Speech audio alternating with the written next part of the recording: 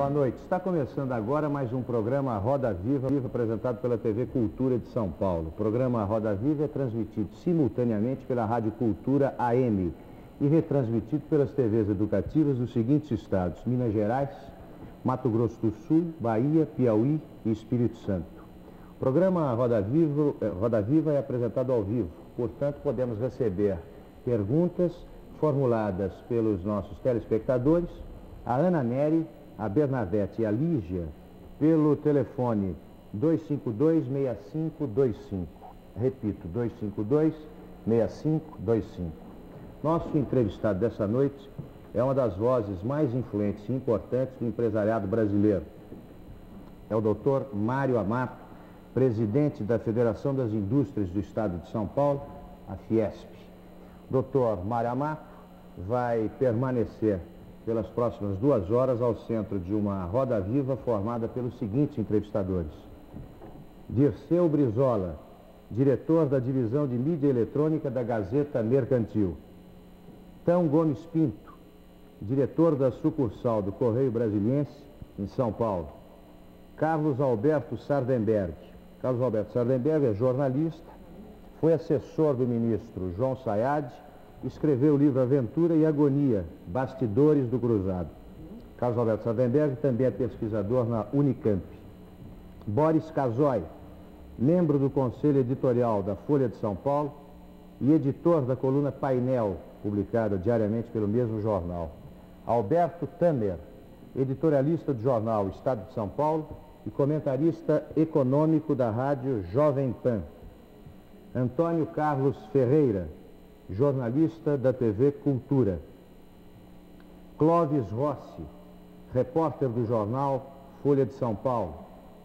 Marco Antônio Rocha, comentarista econômico da Rede Manchete de televisão.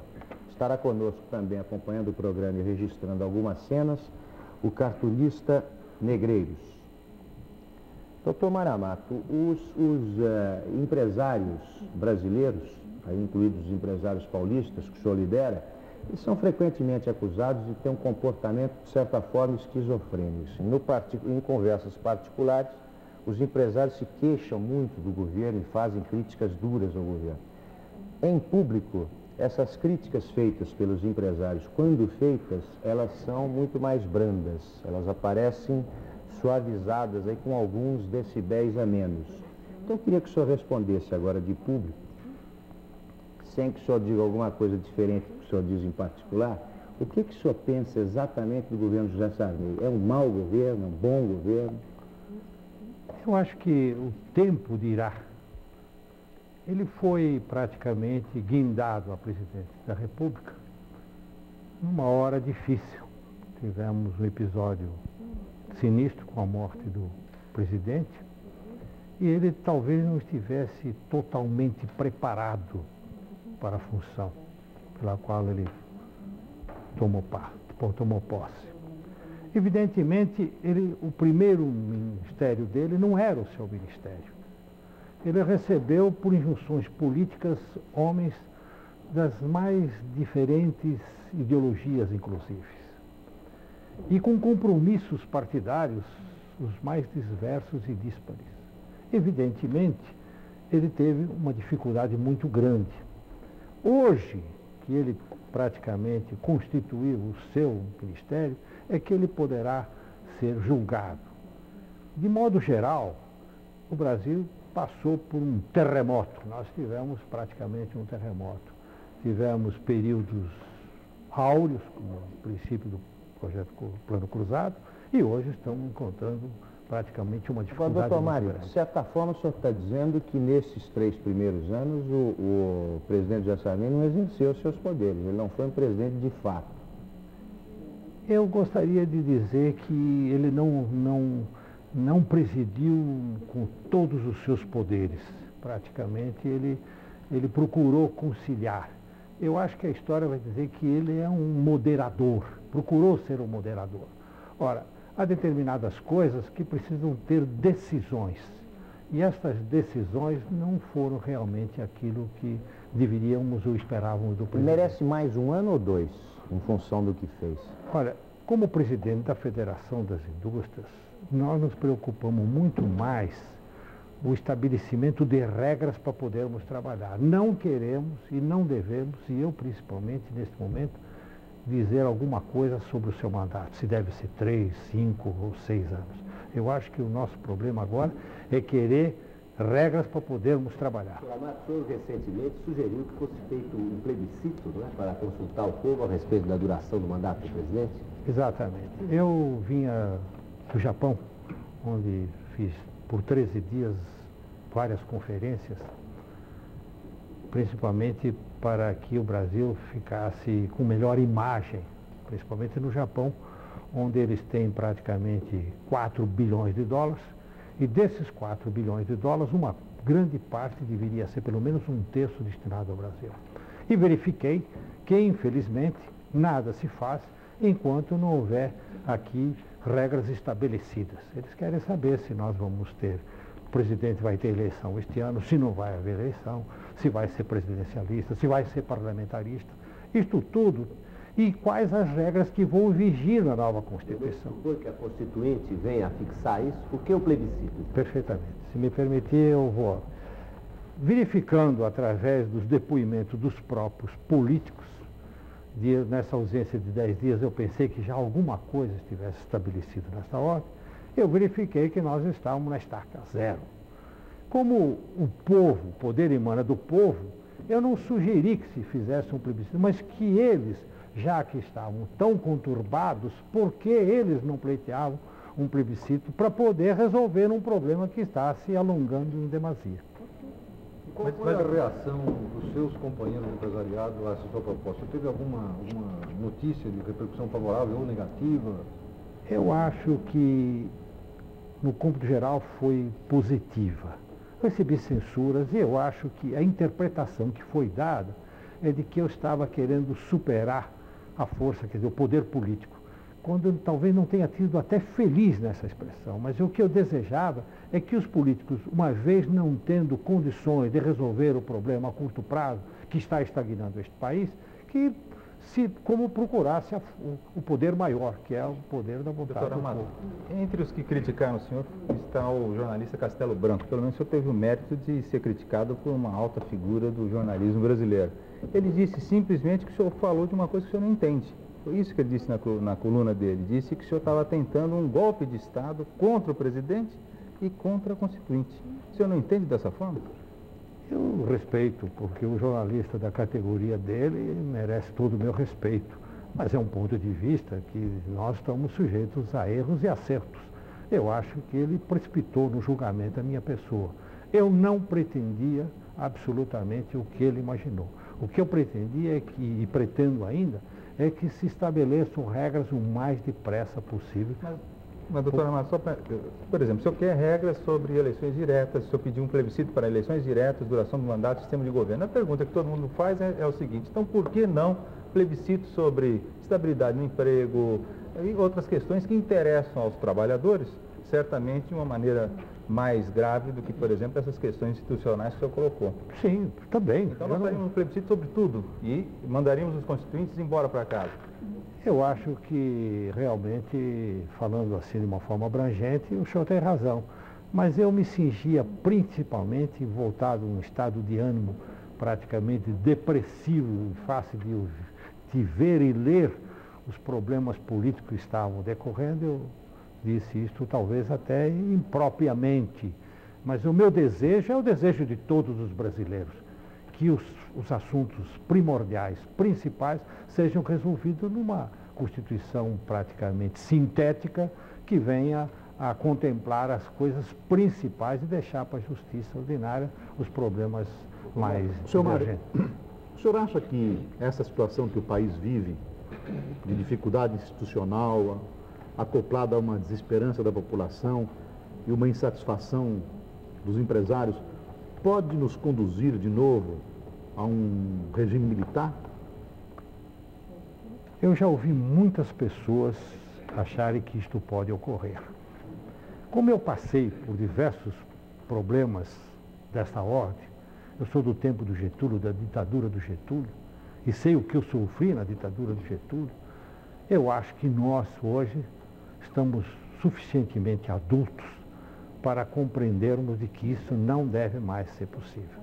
O Brasil deixou de ser essa republiqueta de que os civis ainda não podem se dirigir por si mesmos.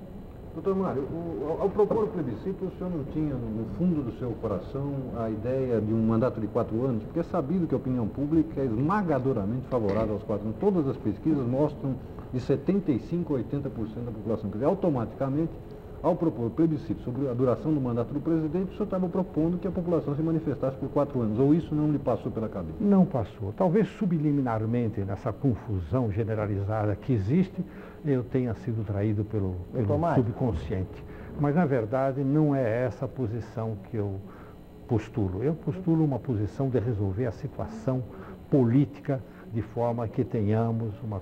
Doutor Mário, por favor, eu queria só não deixar passar um assunto, que o doutor Mário falou que o Brasil já não é uma republiqueta. Historicamente, doutor Mário, os empresários em momentos de crise, alguns empresários se alinham aos militares na tentativa de resolver com soluções extraconstitucionais os problemas do país. O senhor acha que essa tendência, essa inclinação de alguns empresários que os leva a procurar os quartéis em momentos de crise, isso não existe mais, isso desapareceu, que os brasileiros podem ficar mais tranquilos? Meu ponto de vista hoje é de que as experiências do passado são muito recentes para que a gente caia no mesmo erro. E se o Brizola fosse eleito no plebiscito para voto de 4 anos e uma eleição geral, os senhores como é que o receberiam? Eu tive um contato muito grande com o Brizola. Ele tem posições firmes, determinadas, mas não se coadunam com o mundo moderno. É uma pessoa extremamente simpática, tivemos um convívio agradável, mas, no entretanto, o projeto político dele, na minha opinião e na opinião dos empresários, que eram praticamente 20 e tantos empresários, ele está atrasado 20 anos. Qual é o projeto dele, doutor? O projeto dele é pessoal. O projeto se baseia nele, de tudo converge em torno dele. Praticamente, eu diria quase um caudilismo de uma forma que ele chama socialismo, um socialismo moreno, como dizem, mas que, na verdade, ele é estrela de primeira grandeza e tem demonstrado isso na política. Doutor Mário, o deputado Delfim Neto já disse mais de uma vez em conversas que o doutor Leonel Brizola já conseguiu seduzir metade da Fiesp. Se ele for dado mais tempo, ele vai seduzir a Fiesp inteira. O senhor desmente essa afirmação do ministro, que ele seduziu metade da Fiesp? O senhor já foi seduzido? O senhor está em qual metade? Eu não só desminto, porque todos nós conhecemos a maneira jocosa que o Delfim Neto gosta de tratar determinados assuntos. Eu só acredito que ele tenha feito isso jocosamente. Senhor Mário, seduziu quanto da Fiesp? Não seduziu ninguém. Pelo menos os 20 e poucos que lá estavam, ele não seduziu ninguém. Senhor Mário, o Brasil é um país que não tem primado pela felicidade. Digamos que o senhor Brizola, num outro lance de infelicidade do país, na minha opinião, fosse eleito presidente da República, e nós devêssemos encarar a posse do senhor Leonel Brizola. Eu já informo o senhor que eu defenderia a posse do senhor Leonel Brizola, iria fiscalizar a sua atuação. Eu gostaria de saber se o senhor defenderia a posse de Leonel Brizola. Perfeitamente. Eu sou constitucionalista, apesar de... Muito constitucionalista, eu acho, apesar de ser chamado de bacuninha, etc. Eu sou realmente constitucionalista. O senhor apoiaria, mas o que o senhor faria com os seus investimentos? Manteria no país, diminuiria, manteria? O que o senhor faria? Continuaria investindo? O empresário é um bicho. É um bicho que tem características próprias. O empresário sobreviveu na Rússia, sobreviveu na Polônia, sobreviveu na Iugoslávia, sobreviveu em Portugal. Eu acho que isto que está dentro do empresário, esta coisa pessoal, porque cada um não se é empresário porque se deseja ser empresário. Há uma série de circunstâncias que levam o empresário a ser um empresário vencedor. Esse empresário vencedor, ele vai se manipular, evidentemente, se ele tiver um campo propício para o seu desenvolvimento, evidentemente ele progride mais. Senão, ele procura praticamente parar até esperar novas Agora, o senhor e os seus companheiros empresários fariam algum esforço, inclusive financeiro, no sentido de evitar uma vitória do governador Leonel Brizola? Na verdade, quando se fala em esforço financeiro dos empresários, os empresários não são tão fáceis financeiramente de dar para esse tipo. É que eles são solicitados a ajudar em campanhas. E essa solicitação, às vezes, de um certo, eu até digo de um certo temor, porque eles não querem ser praticamente hostilizados. Então, é uma coação, ninguém dá dinheiro espontaneamente. Eu até acho que, a exemplo parece que é dos Estados Unidos, os partidos deveriam ter verbas próprias, como tem na Alemanha, para que eles pudessem fazer as suas campanhas dentro dessa possibilidade. E esses recursos seriam praticamente contabilizados. Quando se definiu o projeto de Constituição da Comissão de Sistematização, com vários artigos que desgostaram uma boa parte do empresariado, os empresários foram solicitados a contribuir financeiramente para mudar a posição da Constituinte em relação a isso? Absolutamente.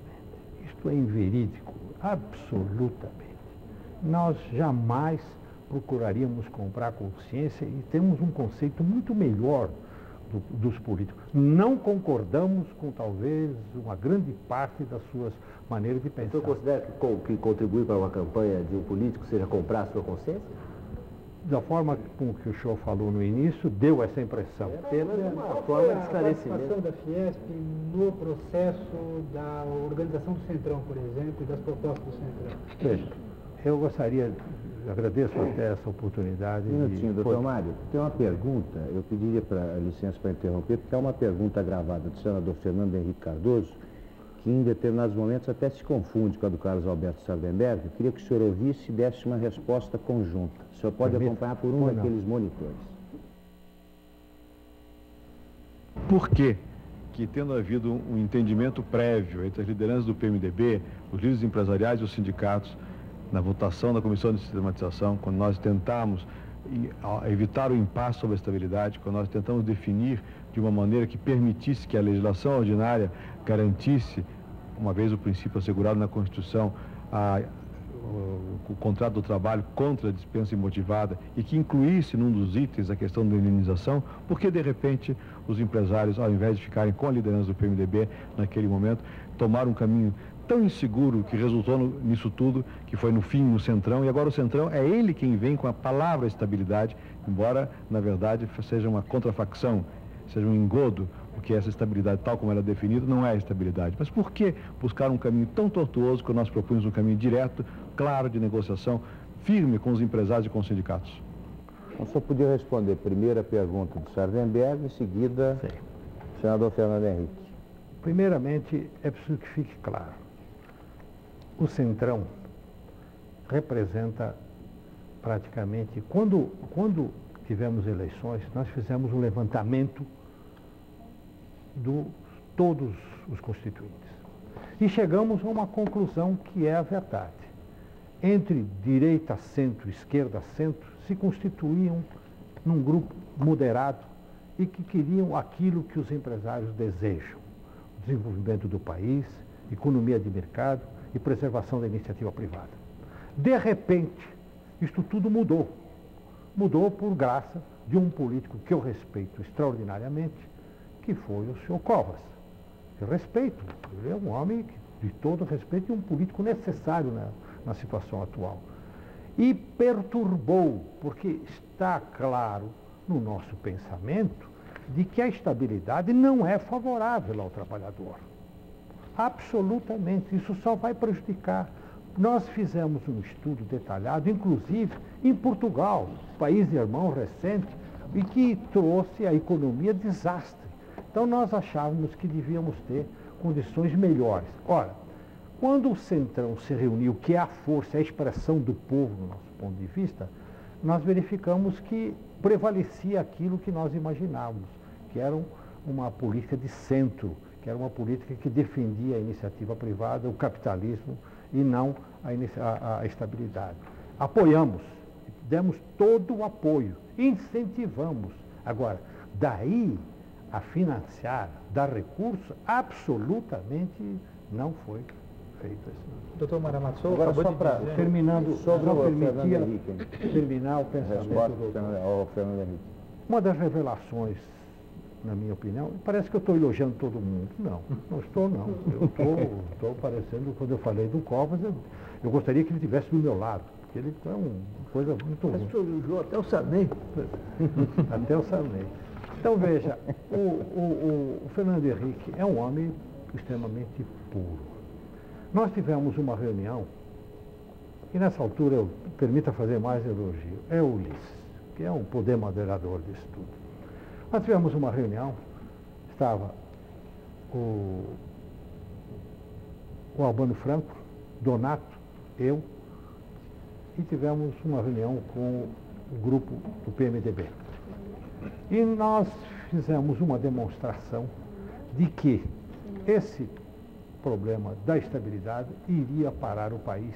Iríamos ter um festival de demissões a curto prazo. Eles compreenderam perfeitamente. E foi, então, apreciada a Cabral 1. Mas a Cabral 1, em todas as suas virtudes, não falava na indenização. E havia uma promessa do doutor Fernando, do senador Fernando, de que a palavra indenização, que estava no capítulo 17, seria incluída logo em seguida. Havia um compromisso de honra a esse respeito. Voltando às nossas bases, que nós aprovamos isso, e eu até hoje aprovo o Cabral 1 com a indenização correspondente para a despedida imotivada. O nosso grupo não aceitou, achando que eles tinham uma força maior, que era do Rodenberg, e havia também a emenda do Rio Grande do Sul. E, inclusive, diziam que eu estava perturbando, porque eles tinham uma maioria. Ora, ficou provado hoje que não existe maiorias. Graças a Deus que não existe maioria. Porque eles dialogam. Desse conjunto de opiniões é que deve sair a nossa Constituição. Porque se a nossa Constituição agradar a um grupo só, ela vai ser tendenciosa. É preciso que ela não agrade a todos para termos, não um consenso, mas termos uma opinião praticamente mediana. Nesta altura, chamamos de novo o nosso Fernando Henrique, o Serra, e dissemos que nós preferíamos aguardar as votações. E foi catastrófico. Perdemos em toda a linha. E passou a Cabral 2. Se me dissesse que arrependimento matasse, eu estava morto, porque eu preferia ter feito o acordo com... Mas hoje nós temos que estudar condições que não venha dar ao nosso trabalhador aquilo que eu advogo há muito tempo. Não é mais possível no capitalismo moderno que o trabalhador fique ao sabor da vontade do patrão de mandar embora. Doutor Mário, a propósito, todas essas perguntas, o senhor vai receber cópias depois, tratam de um assunto que ele introduziu agora, que o senhor vai falar de salário do trabalhador. Vou dar algumas perguntas, o senhor vai ter ideia do tom, né, do que preocupa os nossos telespectadores. Mário Piva, por exemplo, de Pirituba, diz que os empresários costumam dizer que os operários ganham pouco, porque não pagam melhor.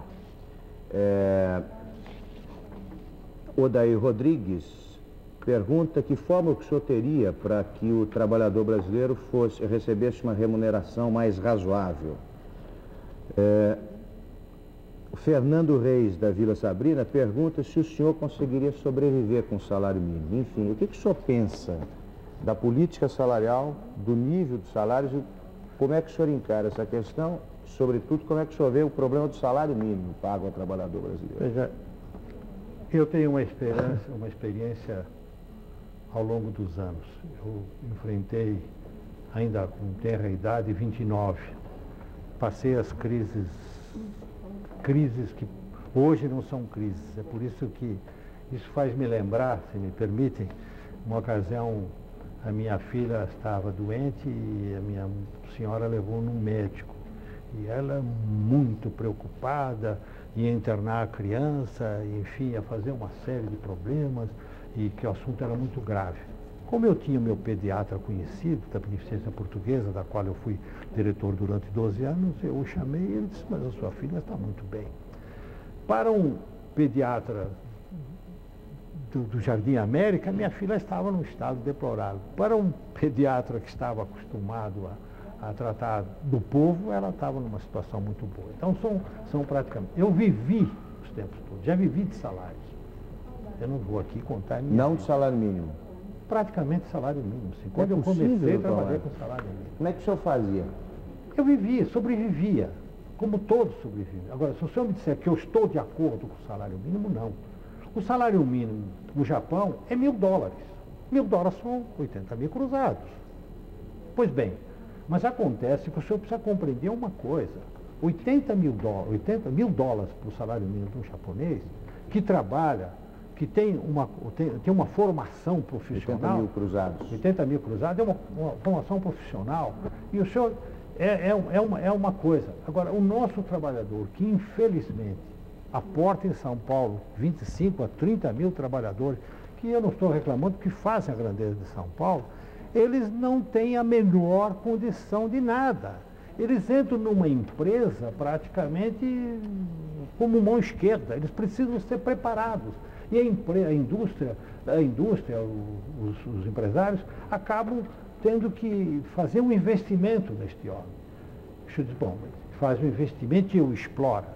Realmente, é preciso, mas para isso é preciso alguma coisa diferente.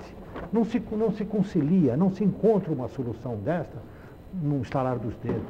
Isso depende de educação, que lamentavelmente... Independente de qualificação técnica, qualificação profissional, etc., o nível salarial no Brasil é baixo. A renda salarial no Brasil é baixa, o salário médio no Brasil é baixo. Independente de qualquer dessas coisas. Quer dizer, digamos, um trabalhador com o mesmo nível de qualificação no Brasil e nos países, com a mesma posição, exercendo a mesma tarefa, ganha muito menos aqui. Quer dizer, aqui o senhor atribui isso e como é que se poderia começar a resolver essa situação? Eu acho, primeiro, através da educação. Uma das coisas fundamentais, eu acho que a Revolução pecou extraordinariamente na educação fundamental. E eu falo com um pouco de base. Eu sou do tempo do grupo escolar, eu sou do tempo do ginásio, do tempo do ginásio. No tempo que a pessoa do ginásio sabia muito mais hoje do que a pessoa do primeiro grau, muito mais. Havia uma educação praticamente ampla, havia civismo, havia educação, não era só ensinar, havia também educação. Lamentável, desgraçadamente, o Brasil progrediu em todos os setores e nesse estagnou. Nós hoje temos o mesmo número de analfabetos e mais, temos um número de pessoas que se considera alfabetizada com a 5ª série que são totalmente analfabetos. Não sei se os senhores sabem de que hoje, para evitar a evasão, a criança com o 1º e 2º ano passa por decreto. E vê esse quadro dantesco que nós temos, os meninos agredindo as professoras, depredando a escola. O que é isto? É que um garoto com 10 anos não sabe nem ler nem escrever. E um garoto com 6 ou 8 anos passa a ler e escrever. Isso é que é dantesco. Isso é que nós temos que tomar uma solução. Mas o senhor talvez, nesse tipo de raciocínio, esse tipo de raciocínio pode levar a uma situação bastante estranha. Quer dizer, o senhor está dizendo, de algum modo, que existiria dinheiro para remunerar melhor, mas ele não merece isso por não ser qualificado. Não. Perdão. Se ele consegue essa educação que o senhor acha necessária, aí ele passa a ganhar mais? Em tudo há um custo e benefício. Se esse trabalhador tiver melhor qualificação, ele produz mais. Se ele produz mais, ele ganha mais. É esse o problema. Eu agradeço a sua observação. É esse o problema. Não é porque se explora porque ele não sabe. É porque, infelizmente, ele não produz o que produz um outro trabalhador. Mas quem deve cuidar da qualificação do operário? É o governo, é o próprio operário, naturalmente, mas quem mais? O empresário privado também? Que medida o empresário também colabora para melhorar isso? Uma ocasião esteve aqui um cientista francês, que é até candidato à presidência da República da França, e ele disse uma coisa que me chocou profundamente. Diz ele, quando o governo, por razões as mais variadas, não der apoio social e assistência social, o empresariado, não por ser bonzinho ou condescendente, mas pela sua própria subsistência, precisa tomar essa função. Não é por outra razão, viu, que o SESI e o SENAI hoje procuram dar um exemplo disso. Para os senhores terem uma ideia, se me for permitido, o SESI hoje tem praticamente 200 mil crianças para o primeiro grau. 200 mil crianças. Já tivemos 300, mas infelizmente o Estado se assenhorou da verba que era da verba do salário de educação e nós hoje estamos nos dedicando. Eu queria falar um pouco da educação do empresário. Eu noto que há uma hostilidade do empresariado brasileiro e paulista contra o Estado. Eu até muitas vezes compartilho dessa agressividade contra o Estado que pretende ser tudo no país.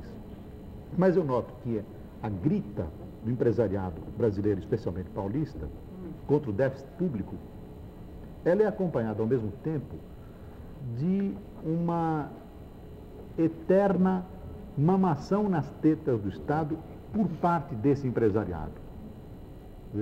Isso é uma coisa muito óbvia e é um costume encastelado na organização, se é que se pode chamar de organização brasileira. Como é que o senhor vê esse empresário que reclama contra o déficit público e, ao mesmo tempo, ganha enormes benesses do Estado? Os exemplos estão aí diariamente. Como é que a gente podia resolver esse problema?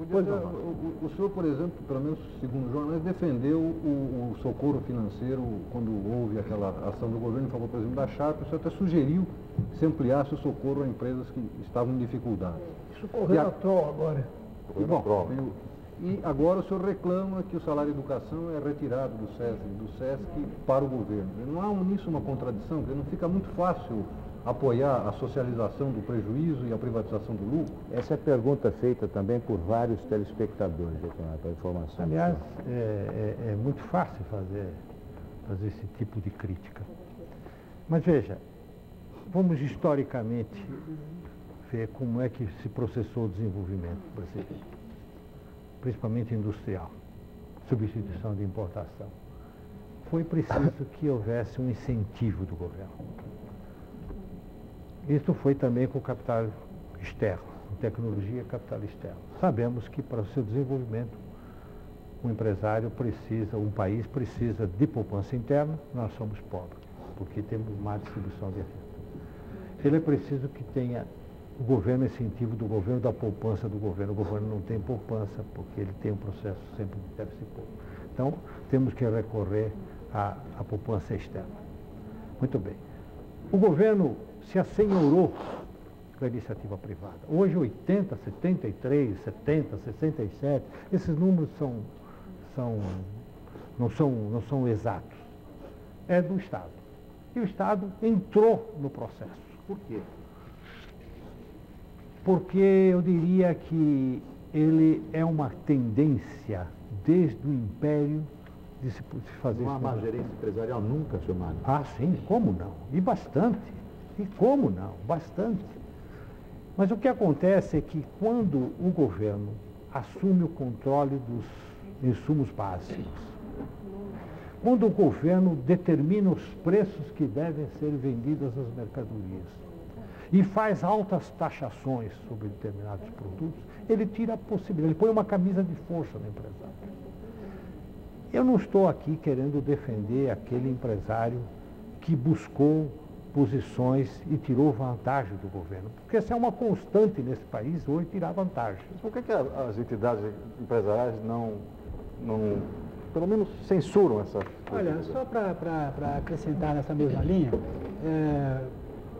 quais são, por exemplo, a gente não vê na Constituinte propostas, por exemplo, do Centrão e dos setores da Constituinte mais ligados, como o senhor diz, de posições moderadas e tal, por exemplo, propostas que proíbam bancos estatais de fazer esse tipo de socorro financeiro.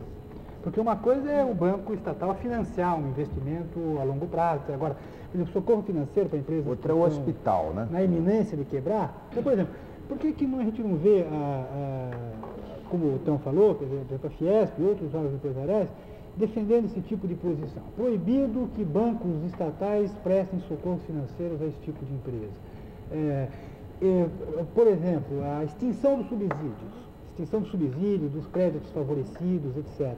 A gente não vê, da parte do empresário brasileiro, uma posição tão firme nisso, quanto é firme na questão da estabilidade, quanto é firme na questão dos gastos públicos, etc. Que está certo, na questão dos gastos públicos, mas grande parte do déficit público é crédito favorecido, é subsídio, é socorro financeiro, que esse dinheiro que o BNDES dá para a empresa, em algum lugar vem.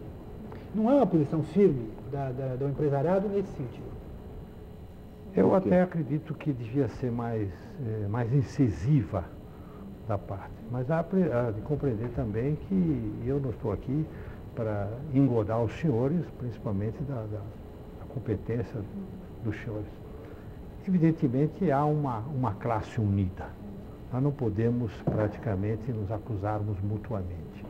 Se o senhor me perguntar pessoalmente se eu sou contra isso, eu sou.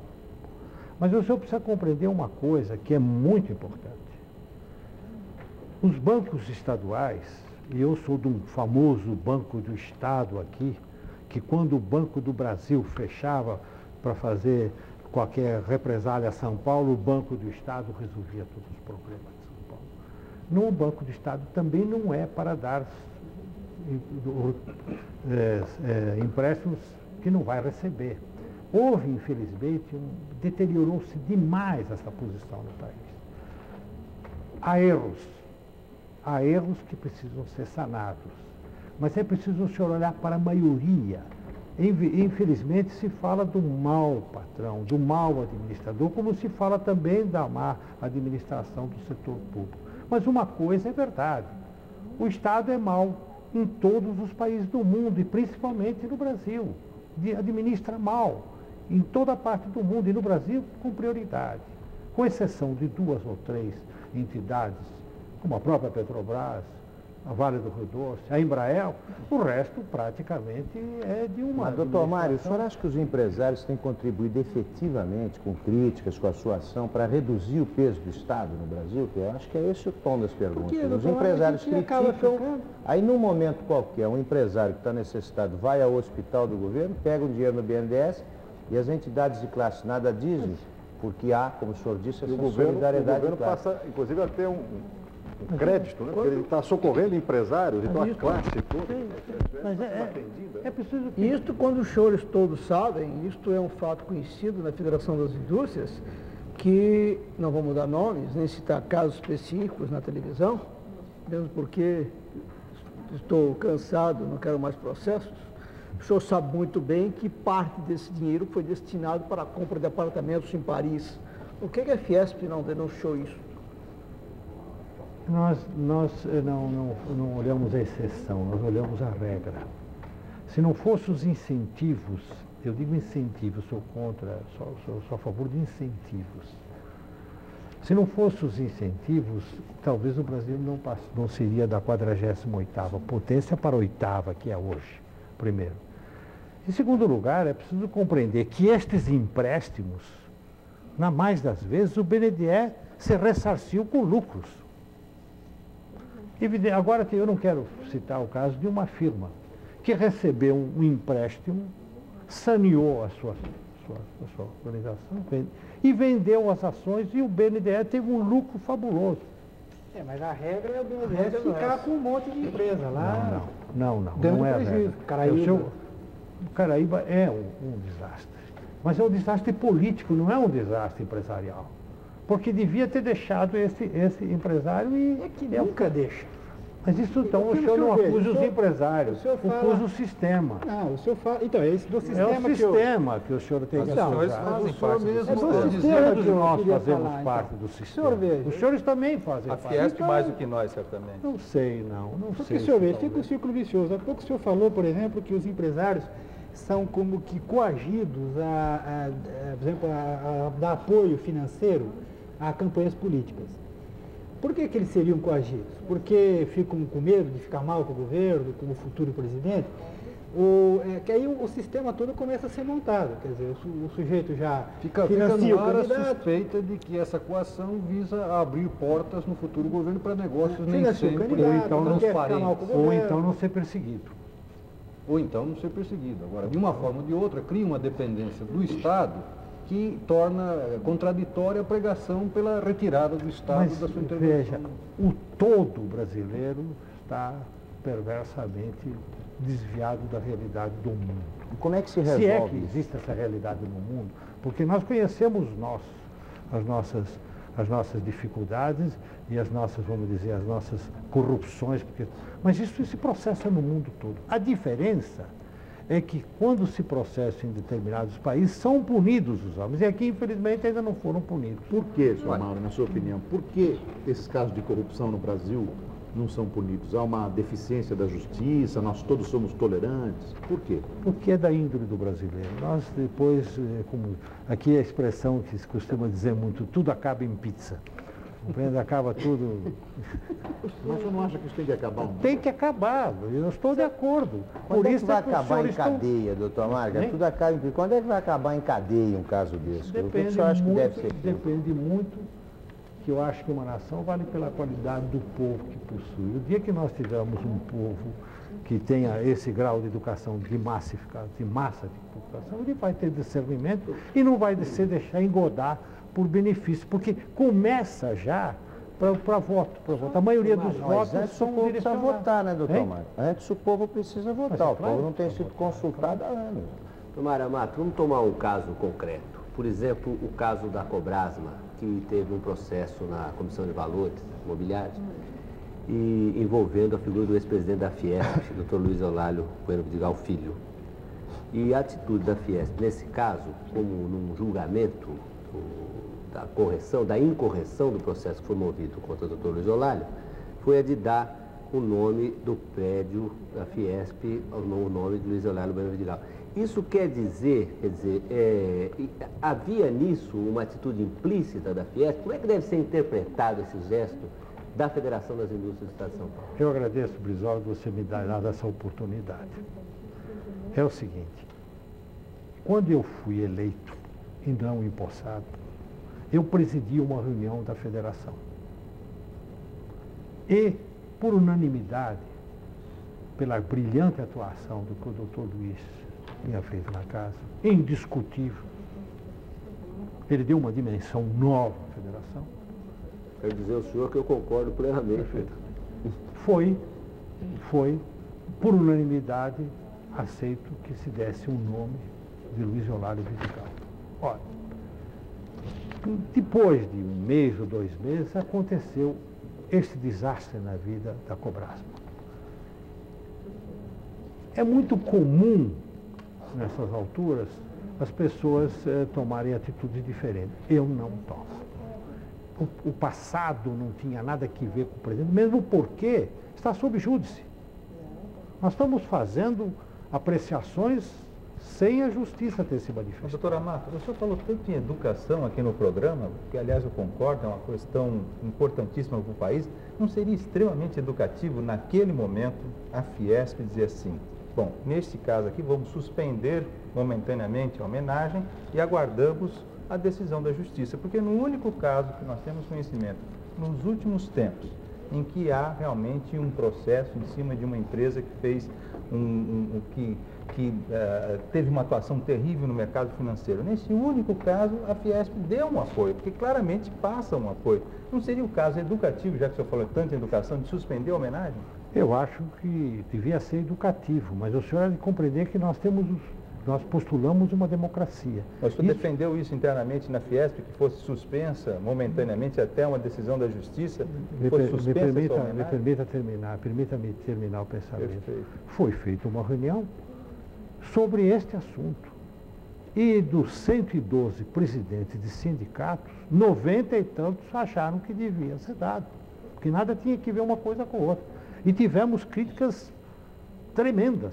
Eu até acredito que muito violentas contra isso. Isso foi tudo julgado e foi considerado que se devia continuar dando nome.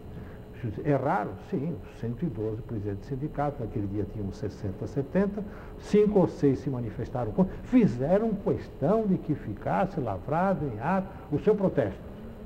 Mas foi um voto vencido. Eu acho que a educação é exatamente... Qual foi o voto do senhor? O meu voto foi a favor de que se concedesse, desse o nome. Porque nada tinha que ver com o que estava sob júdice. Eu não posso. O senhor ia penalizar um homem, porque é a tal coisa. O senhor ia julgar uma pessoa que possivelmente, dentro de um mês, 2, esse homem que ficou sobre um processo de um corrupto, quando na verdade poderia não ser. Eu acho que não é humano que se faça Doutor isso. Mário, por favor, o senhor falávamos há pouco de contribuições de empresários a campanhas políticas e o Márcio Braga procura revolver uma dúvida, pelo menos que ficou no passado de alguns empresários paulistas. Ele pergunta se é verdade que nos tempos mais agudos da repressão política, nos anos 70, se é verdade que alguns empresários contribuíram financeiramente para a sustentação da Operação Bandeirantes, a OBAN, que era a máquina de torturar presos políticos montada pelo governo. O senhor sabe de colaborações de empresários, doutor Mário, ou o senhor nega isso? Não, eu não nego, não. Houve colaborações. Mas o senhor sabe que a sociedade está composta de pensamentos os mais diversos. Dizem, e outro dia estava vendo uma observação, que Hitler, no começo, foi subsidiado pelos próprios israelitas. E depois deu esse monstro que deu. Agora, o senhor não pode culpar determinados segmentos da sociedade que tomam pensamentos totalmente. Se o senhor me pergunta, o senhor está... Deu? Não. O senhor é contra? Sou. Só isso que eu posso responder. Senhor Mário, o senhor fez críticas, tem feito críticas candentes ao presidente Sarney. Nós temos visto e temos informações de que a Fiesp tem uma grande aproximação, ou pelo menos simpatia, parece ser mútua, com o governador Orestes Quercia. Queria que o senhor dissesse como é que o senhor vê a administração do governador Orestes Quercia em São Paulo e se o senhor acha que ele é um bom nome como candidato à presidência da República. Boris, prezado amigo Boris, eu já disse que eu não posso me manifestar com referência a este ou aquele candidato. Eu me lembro de ter lido numa revista americana, de consultado um popular cantor a respeito de alguém, ele disse, eu acho que eu não tenho o direito de influir ninguém com a minha popularidade. O senhor vai dizer, você é pretensioso, você tem problema. Não, mas eu, quando falo a Federação das Indústrias e Centro das Indústrias. Então, eu peço licença para não me manifestar dessa forma. Seria ingênuo se acreditar que a Federação das Indústrias do seu presidente se mantém de maneira angelical, afastada do problema sucessório federal. Não. Vocês estão acompanhando com muita atenção. Isso tem a dizer muito com a sobrevivência de vocês até. Perfeito. Há um método causa que o empresário usa isto. Que, se nós apoiarmos este candidato, ele tem este defeito e tem essas qualidades. Se nós apoiarmos o candidato B, ele tem esse defeito e essas qualidades. Às vezes, os dois candidatos não representam a vontade do empresário. Mas a sobrevivência e o interesse do...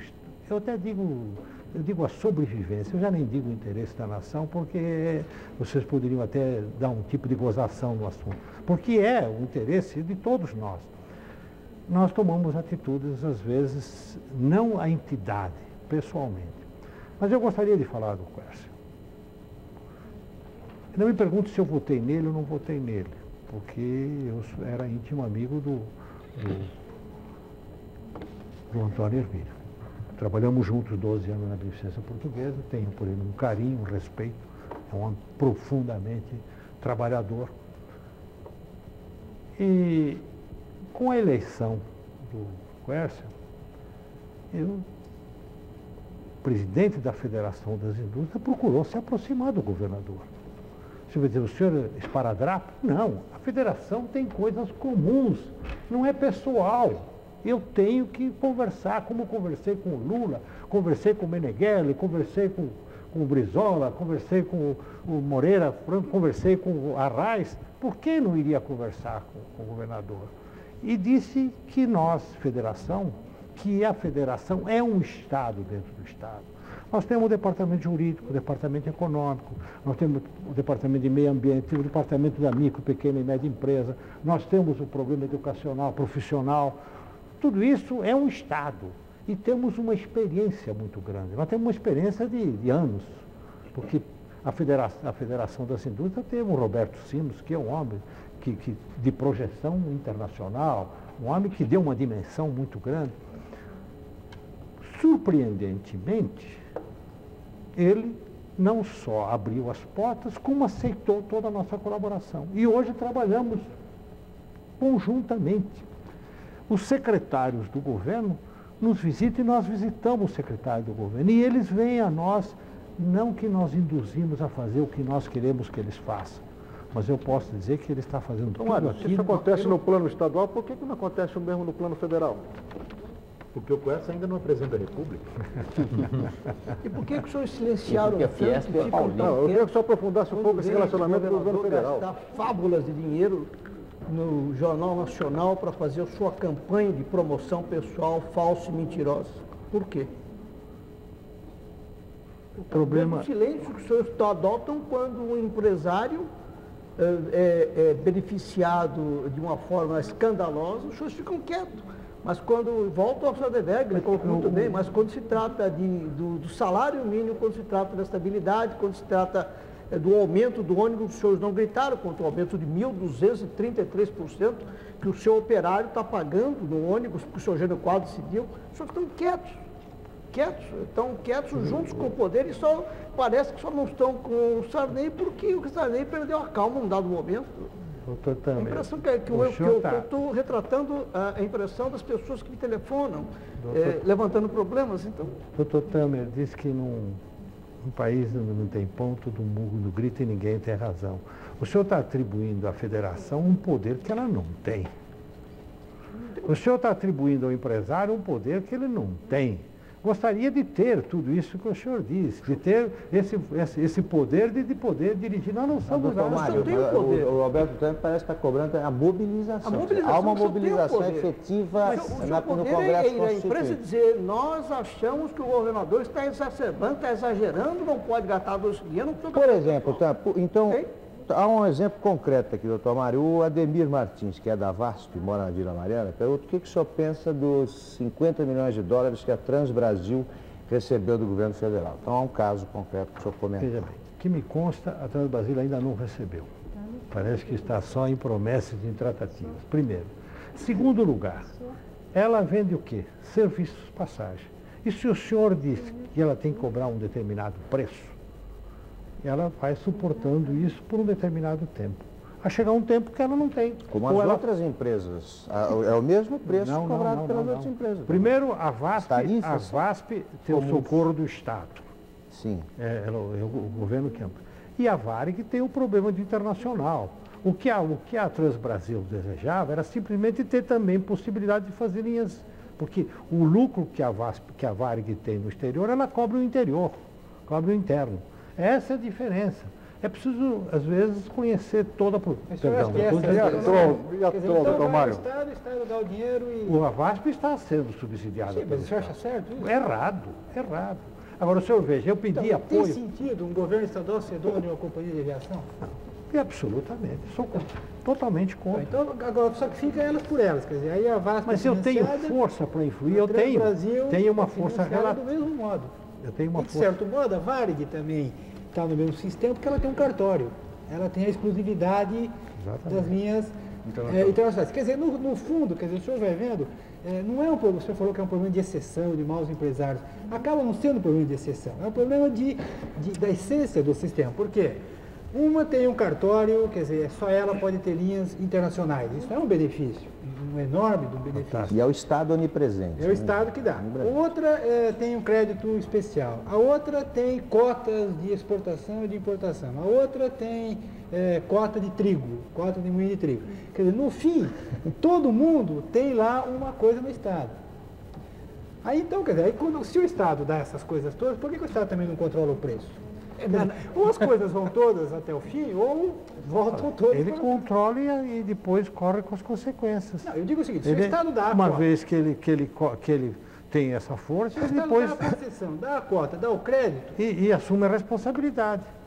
Para o patrão, para o empresário, isso é uma maravilha. Doutor É uma maravilha. Você tem sido aqui nas respostas muito cauteloso, parece até mesmo um velho político do PSD antigo. Muito obrigado, eu não pensei que eu tivesse essa qualidade. Agora, não parece uma pessoa que leu obras anarquistas. Eu gostaria de saber se o senhor leu alguma vez na sua vida um livro do Bakunin. Não, eu li depois que foi chamado de Bakunin. Aliás, que depois não é bem o Bakunin, que era o Coroa, né? E o que o senhor achou da obra dele? Olha, o Bakunin não é absolutamente um anarquista. Ele foi praticamente o que eu fiz. Eu não preguei a desobediência civil. Eu constatei que a desobediência civil já era um fato e estava se acelerando dia a dia. Foi quando eu chamei a imprensa e disse: isto acaba em desobediência civil, porque ninguém pode vender um produto abaixo do custo. O senhor admite alguma afinidade com o Bakunin, então, Adalmar? O senhor disse que depois de ler percebeu que... Não tenho afinidade. Nenhuma. Eu Desculpe, eu peço licença ao senhor e aos nossos entrevistadores para chamar um rápido intervalo. O programa Roda Viva com o empresário Mário Amato, presidente da Fiesp, volta já já.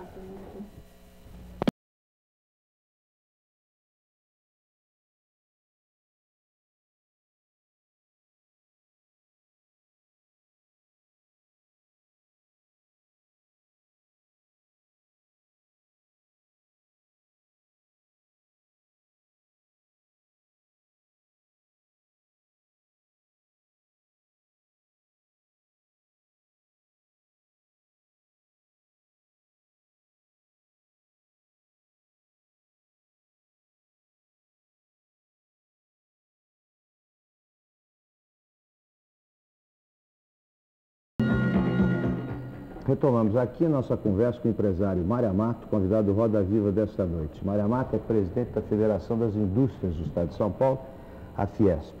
Doutor Mário, os nossos telespectadores, eles costumam retomar alguns assuntos que não ficaram muito claros, na opinião deles. Então eu vou fazer algumas perguntas rápidas ao senhor, por favor, o senhor esclareça na resposta. Bom, em primeiro lugar, só uma observação de Edna Gomes da Bela Vista. Ela disse que o Hitler nunca foi financiado pelos judeus. Pelo menos eu li isso numa revista agora recente.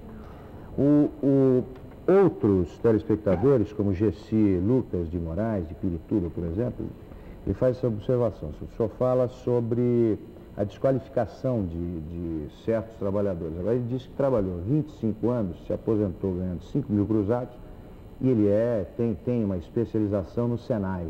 Ele diz que não vê vantagens nisso, pede que o senhor se estenda um pouco mais sobre isso.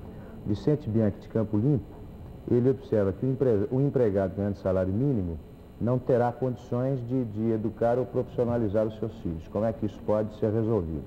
E outros telespectadores gostariam que o senhor explicitasse um pouco mais claramente quais são as regras que o senhor reivindicou no começo do programa. O senhor disse que algumas regras têm que ser estabelecidas, quais seriam elas? Então, eu queria que primeiro o senhor falasse sobre esse problema de quem ganha do pouco apesar da especialização, como é que alguém que ganha salário mínimo pode educar ou profissionalizar o filho, e também sobre as regras que o senhor deseja ver adotadas. Eu gostaria de dizer o seguinte: o ensino é do Estado. E o Estado pode fazer uma comunhão com a iniciativa privada e desenvolver esse trabalho, como era o salário educação, por exemplo. O salário educação dava oportunidade do empresário da escola do primeiro grau. Lamentavelmente, e que deu bons resultados, haja visto que o SESI tem praticamente 250 mil alunos, creches e agora parques infantis, e prestam um serviço praticamente com 9 mil funcionários, presta um serviço extraordinário. O Senai presta serviços também extraordinários, preparando isso que se fala muito. O Senai tem perto de 38 mil alunos com tempo integral, de 14 a 18 anos. O Lula foi funcionário.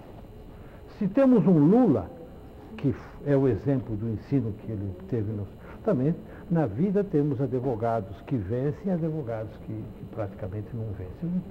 São circunstanciais determinados fatos. Eu acho que uma das coisas que eu disse no começo, que o Estado Novo falhou, lamentavelmente. Se o senhor for no Japão e verificar o que o governo gasta na educação fundamental, na Alemanha o que gasta, o que na Inglaterra se gasta e na própria Itália. Eu li um depoimento de um deputado inglês, dizer que ele achava que ele fazia uma análise do tempo de estudo em cada uma dessas nações e achava que a Itália tinha passado a Inglaterra exatamente porque tinha aprimorado a educação. A educação é fundamental. Eu acho que chegou a hora de nós tomarmos uma atitude. Eu quero, uma das coisas que eu pretendo fazer na Federação das Indústrias, através do SES, do SENAC, uma campanha grande, para que todos nós nos incorporemos, para que dê educação fundamental. E, se possível, com tempo integral. Nisto, foi uma ideia que nós demos ao Quercia, ou ele já tinha essa ideia, não tenho a pretensão de dizer que ele está agora dando 6 horas de aula. Isso é fundamental. Isto é problema de estadista. Ou nós fazemos isto, ou o Brasil se torna inviável. Então é muito importante que se faça isso. E é preciso que também tenha civismo, porque nós chegamos a um ponto tão deteriorado do nosso, que nós queremos levar vantagens. O senhor diz que a federação é responsável por um grande grupo de empresários. Mas é preciso compreender que os empresários, que o senhor fala, é um número limitado. Um número de empresários que gera riqueza, que são as micros, pequenas e médias empresas, é o volume que faz o desenvolvimento desse país. Nós não passamos da 48ª potência para a 8ª potência do mundo. Há alguma coisa palpável que tem valor. A geração de emprego que o empresário dá é que, enquanto o Estado, com 73%, não gera nem 20% do que gera o resto. Doutor Mário, um minutinho só, eu queria que o doutor Mário respondesse sobre as regras que o senhor reivindicou no começo do programa. Quais seriam elas exatamente? Eu queria ver, é o que os nossos telespectadores perguntam. O senhor quer ver certas regras estabelecidas, quais? Temos que estabelecer regras, principalmente de conduta das pessoas. Isso é muito importante. É muito importante que essa filosofia de tirar vantagem acabe. Porque hoje está generalizado um tipo que, se nós fizermos uma análise profunda dos que mais criticam, nós também não temos, é como se olhamos no espelho, vemos todo mundo menos a nós próprios. Nós não temos, eu acho que poucas pessoas nesse país, e eu me incluo entre eles, eu não tomo a liberdade de me incluir os senhores, que têm o direito de atirar uma pedra. Porque quando nós somos coagidos a ser corrompidos, porque nós somos obrigados a pagar determinadas coisas para termos os nossos direitos, nós estamos praticamente sendo corruptos. O grau de corrupção não é termômetro, 35, 34, ele é corrupto. Então eu acho que a generalidade do sistema que se criou nesse país há um tempo desta parte, que tem deteriorado cada vez mais, é preciso sofrer. E os senhores são baluarte disso. Porque eu acho, eu até tenho um carinho muito especial, eu fui presidente da Fundação Casper Libro, e eu tenho um carinho muito especial pelo jornalista Foca, porque ele procura resolver os problemas e denuncia. Depois acabam o jornalista ou arranja emprego para o filho, porque é o sistema, ou arranja um emprego público, ou tem uma determinada coisa e acaba também como um empresário, porque ele também acaba sendo empresário, ele também acaba se manipulando, ele também acaba se conformando com determinadas coisas. Por isso é que eu acho o Foca... Não são todos também. Claro, também, graças. Eu só queria ouvir isso. Não são todos os empresários que são maravilhosos. E a nossa entidade de classe defende a maioria honesta, né? Eu acho, graças a Deus. E também a maioria dos empresários são respeitáveis e merecem mais coisa. Era isso. Queria entrar um pouco no exame... Eu não forcei.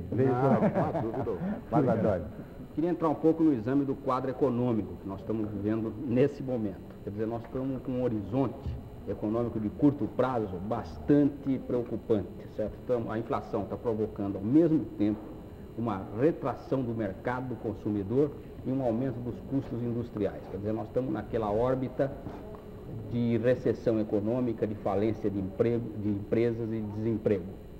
Eu gostaria de saber que avaliação ou que sinais a Fiesp já detectou dessa situação no momento e o que é que ela estima, o que é que ela prevê para o horizonte próximo? Como eu disse, o caso da pessoa da minha filha doente, eu sou otimista. Já passei por crises semelhantes. Eu acho que o Brasil tem uma força extraordinária. E por que eu penso assim? Domingo no sítio, eu tenho uma pequena equipe de pedreiros. Estava fazendo um serviço particular. E um dos rapazes disse, Amate, eu quero ser mandado embora. Porque esse negócio é uma perversidade dizer que nós fazemos rotação. É que eu agora estou exigindo, cada empregado que quer ser mandado embora, diz que agora eu quero ser mandado embora. Para ficar arquivado. Porque eu posso garantir a vocês que 80% pede para ser mandado embora. E alguns até se propõem a devolver. E esse moço, ele disse, mas por que você quer ir embora?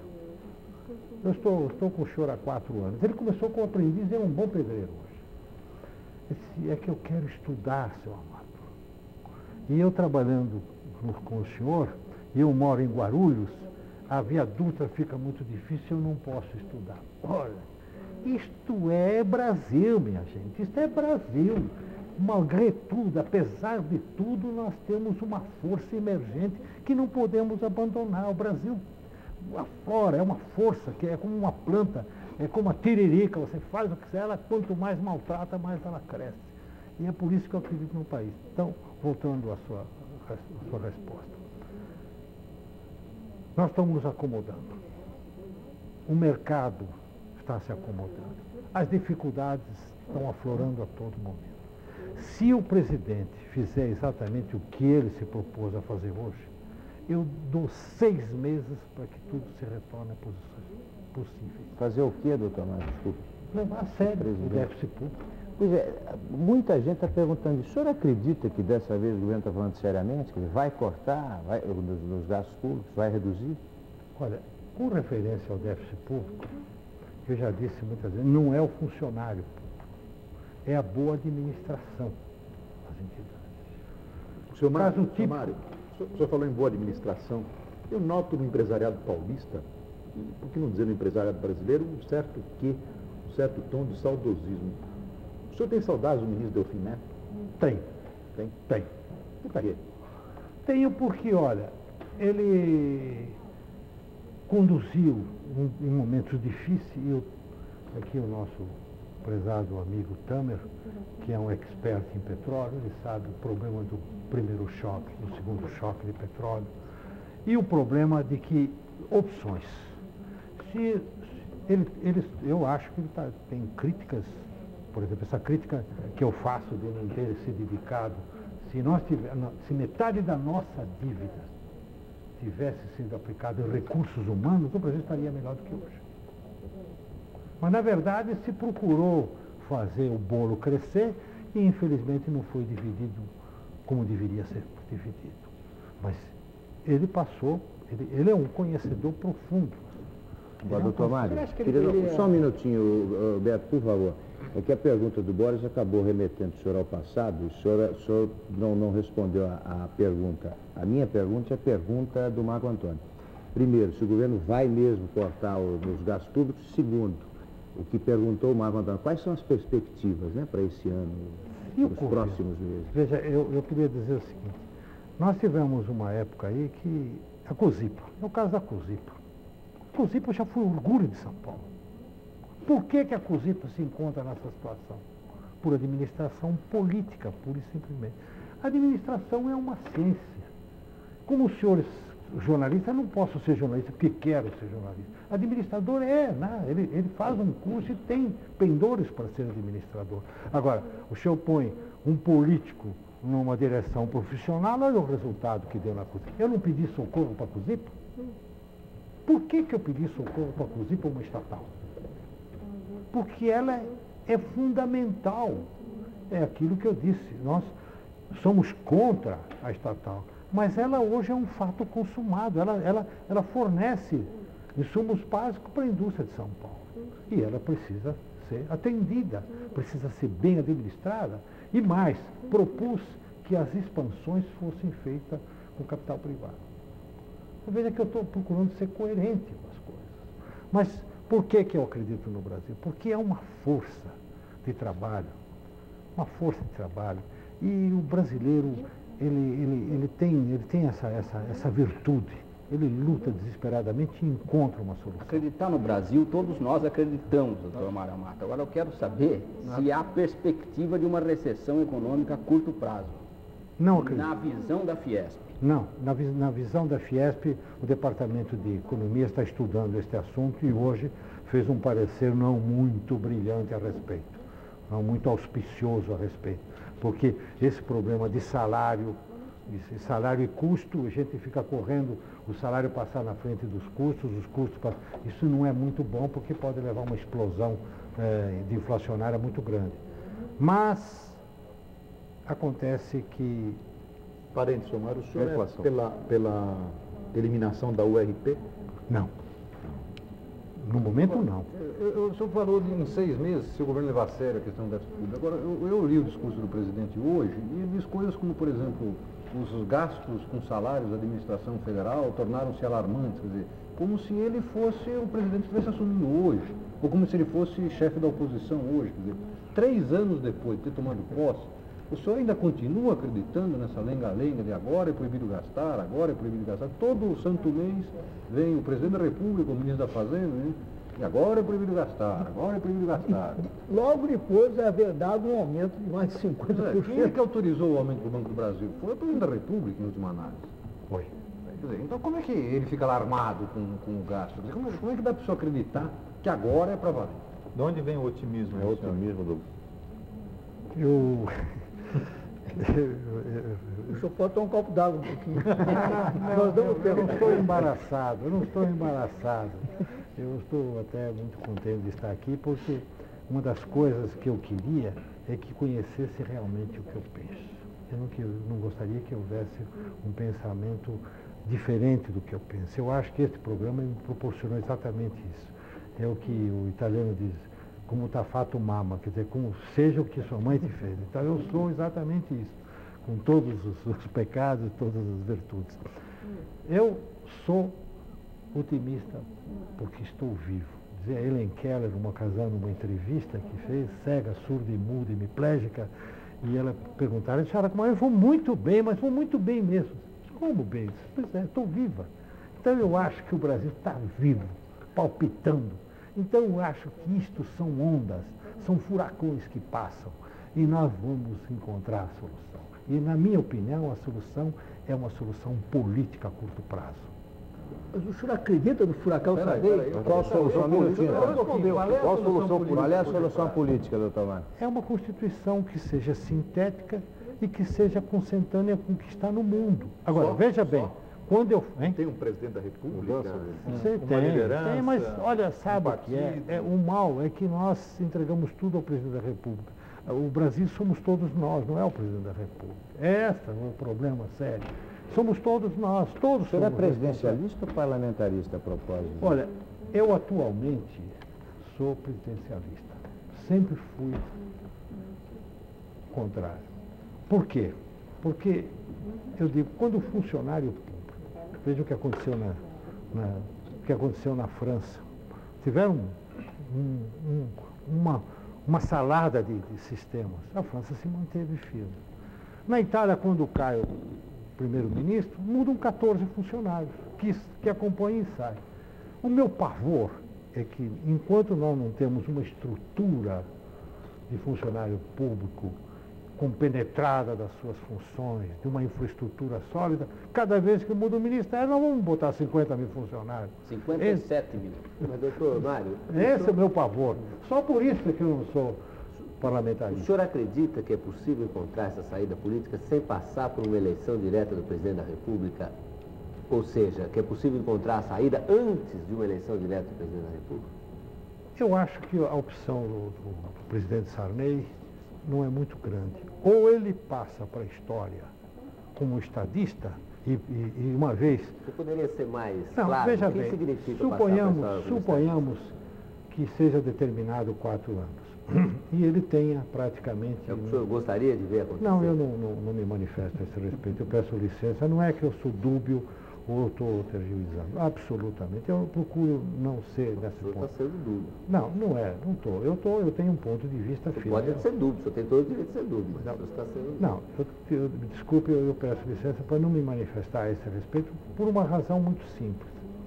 A Federação das Indústrias do Estado de São Paulo não deve se manifestar sobre, na minha opinião, nós chegamos à conclusão de que nós não devemos nos manifestar sobre o tempo do governo, sobre o presidencialismo e sobre o parlamentarismo. Bem, mas a minha Então eu tenho que pergunta é respeitar os meus pares, Sr. Mário. porque há pessoas de um lado e de outro. Então quando eu falo, eu estou A desrespeitando minha os pergunta pensamentos tinha de um outro outro lado. sentido, que era sobre a participação popular através do voto direto com a presidência da República, que parece ser uma expectativa a qual o povo brasileiro tem sido mantido nos últimos anos.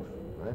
O senhor acha que é possível encontrar uma saída política sem passar por essa experiência? Não que ela deva ser agora, ou pode ser daqui a 10 anos, mas nós podemos esperar 10 anos por essa ocasião. Mas o senhor acha que é possível resolver a crise política brasileira sem realizar essa eleição direta do presidente da República?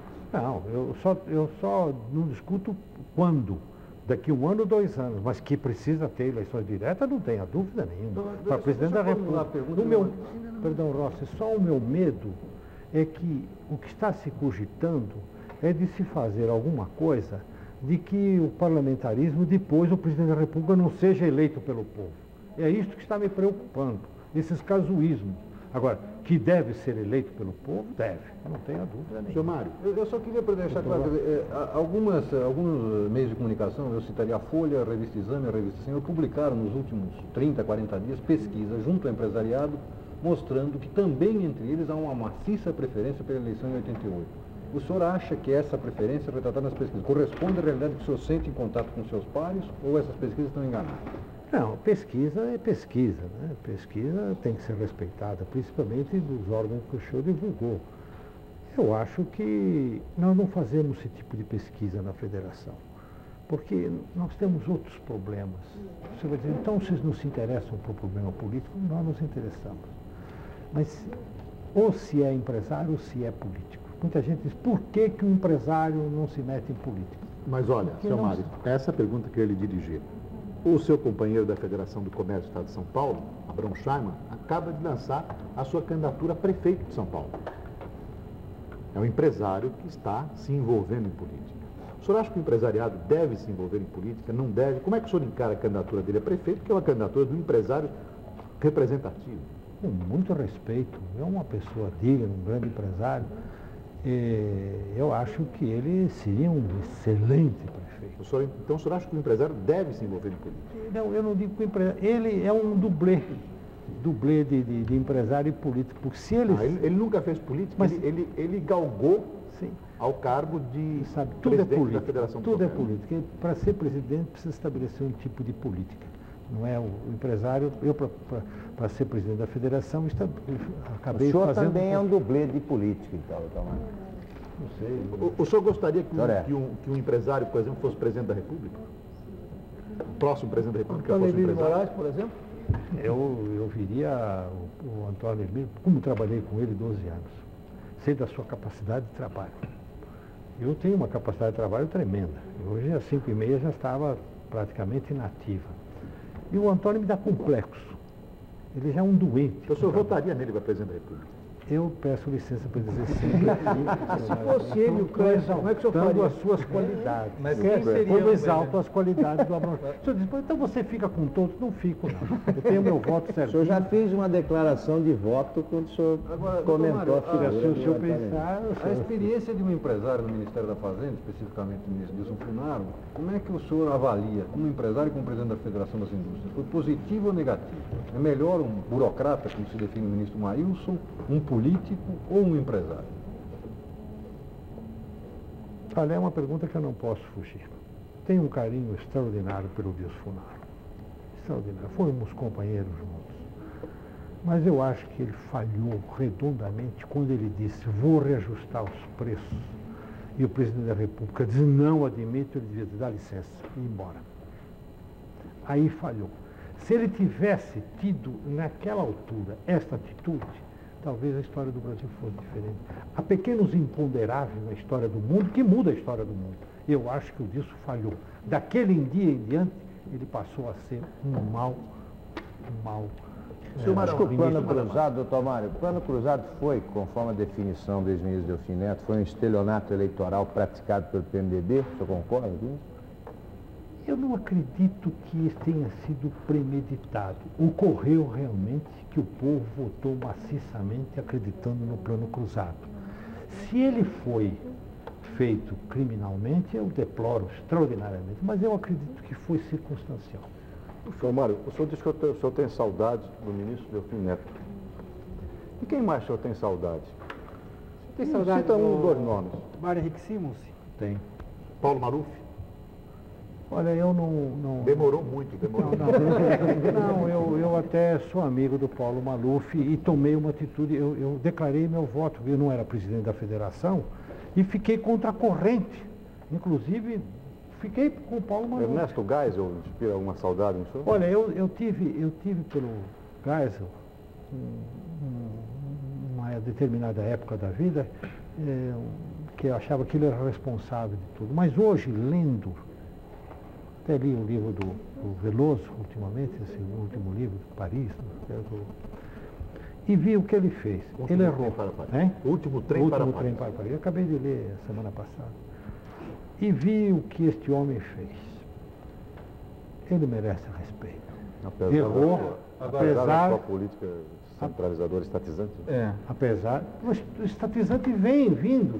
Doutor Mário, mais do que o Ernesto. Não, mas eu acho que o Ernesto Geisel errou numa coisa.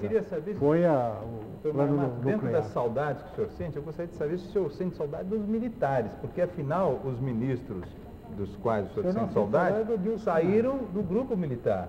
Eu queria saber se o senhor tem saudade dos militares também. Não tenho. Como é que o senhor pode, aquela política de Delfim Veja estava bem, amarrada ao poder militar? Nós vínhamos... Não é mais difícil ser ministro da Fazenda num governo democrático?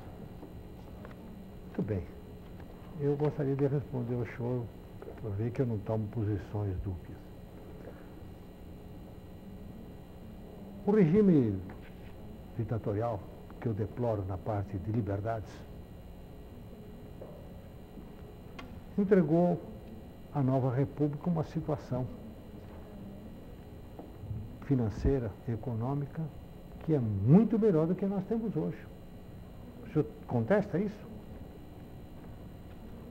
Apesar de tudo, porque apesar de 83, 84, 85 já nós estamos nos recuperando. O senhor tem, fatos, são dados, é olhar a estatística e verificar. Não tem contestação. O que aconteceu nisto foi um cataclismo, foi um furacão. Nós perdemos a credibilidade, nós fomos para a bancarrota, nós não estamos desrespeitados. Quem visita o Brasil fora, e eu, meu fã da minha exortação patriótica, e vê o que está ocorrendo aí fora, com referência ao Brasil, não pode estar satisfeito. E o senhor ainda acredita na promessa do Sarney feita hoje à noite? Eu não li a promessa. O senhor assistiu na televisão? Não assisti. Infelizmente, hoje tive reunião na Doutor Mário, o Sarney está prometendo cortar dos gastos. O senhor ainda não respondeu. O senhor acredita que ele vai cortar? Eu vou dizer aos senhores aqui, na presença de todos, se ele não cortar, ele vai receber uma crítica muito violenta do senhor Mário Amati e da Federação. Senhor Mário, eu sei que o presidente Sarney dedicava alguns minutos das suas manhãs, isso era frequente, a dar alguns telefonemas que ele considerava importantes. Um dos alvos desses telefonemas era o senhor. O presidente Sarney tem lhe telefonado, parou de telefonar, ou as conversas se tornaram desagradáveis? Tivemos algumas 3 ou 4 conversas só no decorrer, mas foram assuntos... 3 ou 4 mil? Não, absolutamente. Eu gostaria de dar assim uma importância de que o presidente da República falou. Aliás, eu pretendo não falar com ele. Eu acho que quanto menos eu falar, melhor. O que eu tenho é que o diálogo pode até distorcer determinadas coisas. Depois que ele comparou o senhor ao Bakunin, o senhor voltou a tocar nesse assunto com ele? O senhor esclareceu essa questão? Esclareci. Eu soube, inclusive o Wilson me disse, olha, ele está muito bravo com você, mas ele não vai fazer nenhum tipo de represália. Eu disse, eu estou sujeito a tudo, eu não tiro a pedra e escondo a mão. Não fez nenhum tipo de represália. Podia fazer. Eu sei de governos no passado que faziam represália das mais violentas. E o empresário tinha que se segurar na cadeira porque o negócio não era brincadeira. Então, sabemos de casos horrorosos nesse sentido. Ele não fez. Então eu tenho que respeitar isso. Ele foi democrático comigo. E depois tivemos os amigos que nos aproximaram. E nessa conversa que eu tive com ele, foi inclusive lá na casa, lá no Planalto, né? No Planalto não. No Alvorada. Hein? Alvorada. Eu disse, olha, presidente, eu queria dizer ao senhor o seguinte. Eu continuo dizendo a mesma coisa, e isto, e tudo. E ele me viu com muita atenção e disse, nós precisamos de colaboração, o Brasil é muito importante. Dá para colaborar para nós fazermos um Brasil melhor? Ora, não é nada, eu sou talvez um idiota nisso, mas eu ainda acredito que no Brasil dá para fazer muita coisa. E eu me integrei nessa campanha de poder ajudá-lo. Agora, se eu disser, você está de acordo com a ferrovia que ele quer fazer? Não. Não estou de acordo. Agora, é preciso não ser sistematicamente a favor nem sistematicamente contra. Agora, eu queria fazer uma pergunta não ao presidente da Fiesp, nem ao cidadão Mário Amato, mas ao presidente da Springer, o empresário Mário Amato. Qual é a taxa Posso fazer propaganda? Por favor, à vontade. Qual é a taxa de inflação com a qual o senhor está trabalhando como presidente de uma empresa para este ano? Olha, eu gostaria de dar uma resposta, mas infelizmente eu há muito tempo estou afastado da direção da Springer. E acho que é por causa disso que ela vai bem melhor do que quando no meu tempo. Mas nós calculamos 60%, mas acontece que não fazemos plano mais anual, fazemos plano praticamente bimensal. 60% bimensal? Não, 60% anual. Começamos 60% anual. Mas como fazemos bimensal, então, agora, uma coisa eu posso dizer ao senhor. É uma firma saudável, graças a Deus eu ainda não precisei de socorro de governo parece nenhum. ser muito boa de cálculo, porque dos 60% já foram mais de 30% em 2 meses. Mas eu disse que é bimensal, talvez você já tenha corrigido.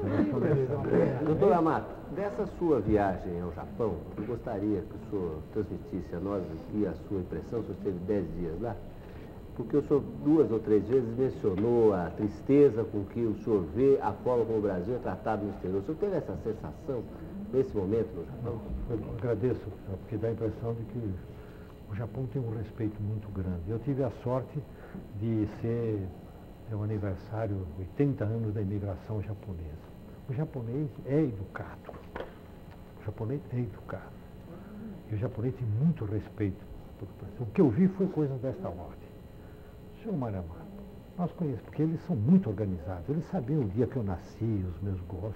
Eles são fabulosos. E as reuniões começam às 3 horas, 3h30 termina, 3h30 levanta, encerrou a reunião. Tudo tem que ser falado naquela meia hora ou 45 minutos. Mas eu vi indagações desta ordem.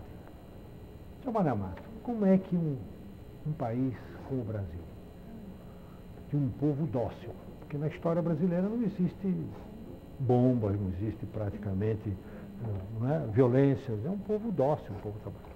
Teve um bobinho por aí. Quando explode uma no Rio Centro, Foi um acidente de trabalho. Matam 7 no Imbu, mas... Mas isso é violência pessoal. Né? Comparado com os japoneses, é um pouco realmente. Verdade. Então, e que nós temos conhecimento das indústrias japonesas no Brasil, de que a mão de obra brasileira é muito boa. A propósito, eu quero lhe dizer uma coisa. Quando nós fomos com os japoneses para Manaus, que nós fazemos televisores lá com a National, desculpe, nós, no começo, nós não tínhamos funcionários, era uma dificuldade.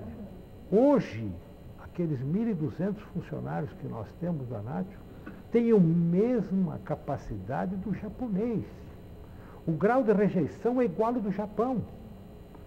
Nós fizemos lá uma engenharia de valores e você verificar o nosso caboclo, por isso é que eu acredito no Brasil. É só fazer uma forcinha, Mas, doutor explode. Mário Amato, o senhor que é um self-made man, um homem que saiu lá de baixo, atingiu a posição de maior destaque no meio empresarial brasileiro, à custa, é claro, de muito trabalho, o senhor mesmo disse que acorda cedo e tudo. É uma pergunta que às vezes eu me faço e acho que muito telespectador também gostaria de estar se fazendo agora em casa. É possível, no Brasil de hoje, uma pessoa com as mesmas condições, saindo lá de baixo, ganhando salário mínimo, que aliás naquela época era maior do que hoje em termos reais, mas saindo do salário mínimo e tudo, se tornar um capitalista hoje? Quer dizer, quais seriam as lições que o senhor poderia dar para uma pessoa se tornar um capitalista e se isso é possível? Porque o estudante que sai da universidade não vê esse quadro, ele vê um quadro meio nebuloso, um futuro mais de ser empregado até o fim da vida, embora o brasileiro seja um capitalista nato. Existe essa possibilidade real hoje no país, ou pelo menos na mesma força que existia na época que o senhor se tornou um capitalista? Existe. Eu vou dizer que existe porque é preciso compreender, em primeiro lugar, o trabalho não é castigo. Enquanto tiver uma mentalidade que o trabalho é um castigo, é por isso que eu defendo muito o esporte para a criança, porque é o hábito de formar as pessoas. Você é bom nadador na medida que você treina a natação, e você é bom na medida que executa uma determinada coisa. Deixa de escrever 2 meses e começa a escrever de novo, vai ver quanta dificuldade tem. Eu, pelo menos, tenho. Eu escrevo melhor à medida que eu escrevo. No meu livro, que eu tenho, Reflexões do Cotidiano, eu digo o seguinte, eu me fundamento na obra-prima da vida. Você tem que procurar ser o melhor em tudo que você faz. É muito melhor você ser um bom alfaiate do que um péssimo engenheiro. O que adianta você ser engenheiro se você é um péssimo engenheiro? E outra coisa, educação continuada. Você precisa estar sempre, tem que se reciclar todo sempre. Se você fizer isto e tiver constância, obstinação, vence. Vence fácil. Esse país está cheio de oportunidades. Vence e vence fácil. Agora, se você praticamente, veja o que está acontecendo no Brasil, você não manda fazer nada que não faça 2, 3 vezes. Aquele brio profissional que eu estou tentando fazer agora no Senai, é aquela... Eu fui entregador de carta, eu quis ser o melhor entregador de carta do... O brasileiro trabalha pouco, doutor Márcio? Pelo tropical. E porque ficou um problema de que uma incompatibilidade entre empregado e empregador, o trabalhador brasileiro precisa ser incentivado e motivado. E não está sendo incentivado e motivado. Então, é preciso ter aquilo que controles totais. Trabalha na esteira, quando, por exemplo, é o caso nosso em Manaus, que é um trabalho de tapirolã, quer dizer, aquilo vai continuar. O nosso trabalhador não fica devendo nada. Agora, abandona a sua própria sorte. Esse brio profissional interior, infelizmente, poucos trabalhadores brasileiros têm. Eu tenho sentido, o senhor falou várias vezes, o senhor falou do trabalhador brasileiro, o senhor falou várias vezes que o Brasil é a 8ª potência, tudo muito bem, concordo. Eu, pessoalmente, acho que o setor privado, empresariado, deu uma colaboração muito grande. Mas o senhor está esquecendo um ponto muito importante. Neste país, segundo o IBGE, cerca de 50%, até um pouco mais, da população empregada, dos assalariados, essa população ganha um salário mínimo. O senhor acha que é possível ainda persistir a isto? Eu digo isto porque eu recebo diariamente, na rádio, no jornal, em média 30, 35 telefonemas de pessoas falando, pedindo informações, etc. E eu sinto desespero. Será que os empresários não viram isto? Não viram que 50% dos empregados dos senhores ganham um salário mínimo, 4.500 cruzados até ontem? Eu acho que se o senhor fizer uma estatística de um salário mínimo em São Paulo, de São Paulo para o Sul, é completamente diferente. O senhor faz estatística de quem não percebe isso do Norte ou Nordeste. Então, é um desequilíbrio. Essa é uma estatística do jeito que põe o pé na água quente e a cabeça na geladeira. A média é saudável, mas a situação é insuportável. Então, tudo é Brasil, tudo é Brasil. Mas os senhores têm responsabilidade? Temos responsabilidade, tanto que nós temos responsabilidade que o senhor vê.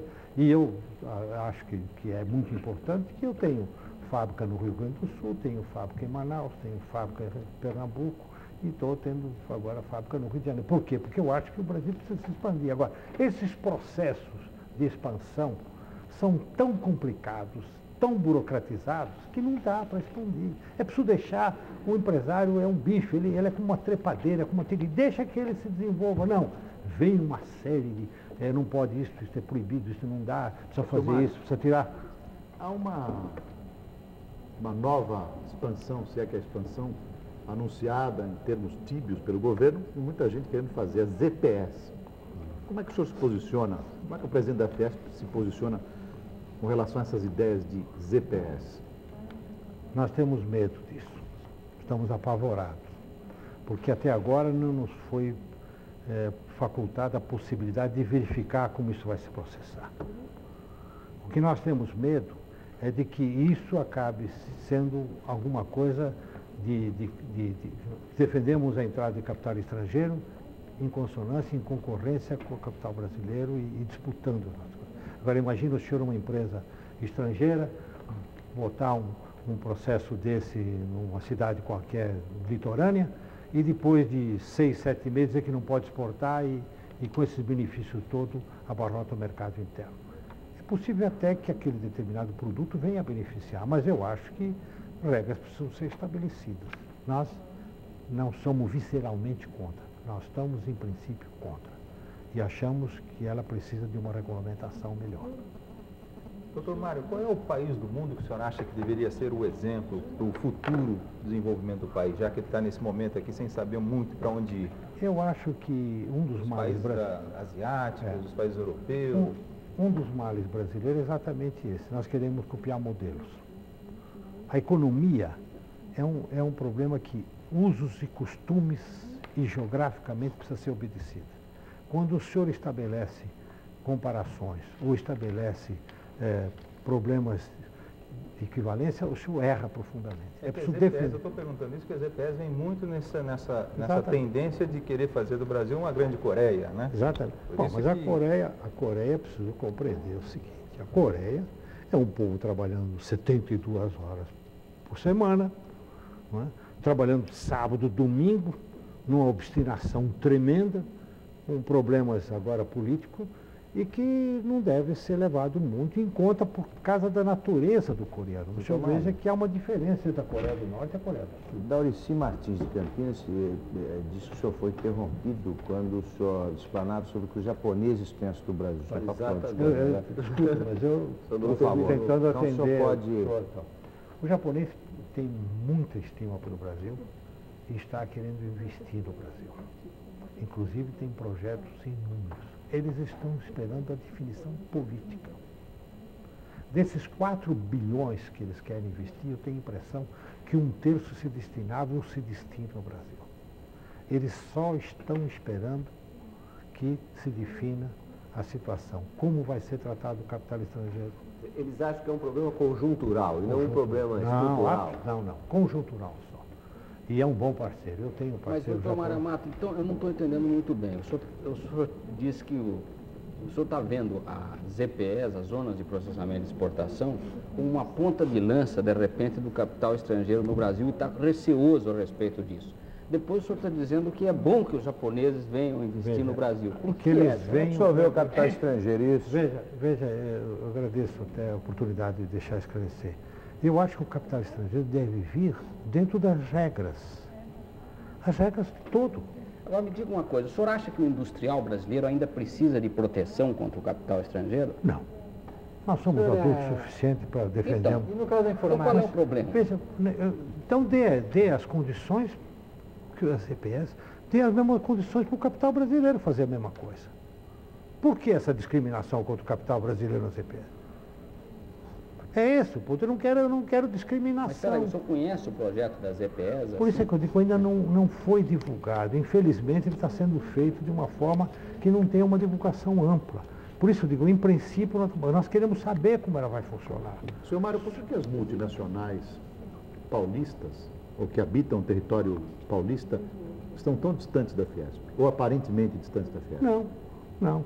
Eu tive a sorte de até fizemos esse trabalho, não sei se leram, um trabalho que nós fizemos, que foi da nossa economista, Capital Estrangeiro. Temos até um filme feito Capital, tudo.